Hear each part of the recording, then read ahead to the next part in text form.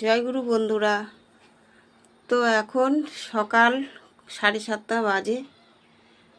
এই সকালবেলা বাসি কাজ সেরে স্নান টান করে তারপরে চলে এলাম ঠাকুর ঘরে।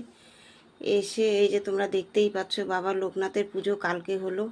আজকে তো ঘট উঠাতে পারবো না, ঠাকুরমশাই বলেছে 2.5 দিনের মাথায় উঠাবে। তো এই যে বাবা লোকনাথকে তোমরা দর্শন করো। আর এই যে আমাদের চিনি বরফি, তোমরা দেখতে পাচ্ছ কি না বুঝতে পারছি না। এই যে আমার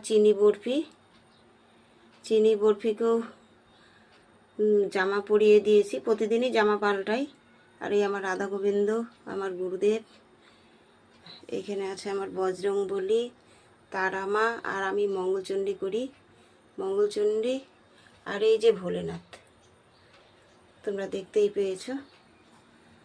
তো এই তো আমার সকালবেলার পুজো হয়ে গেল।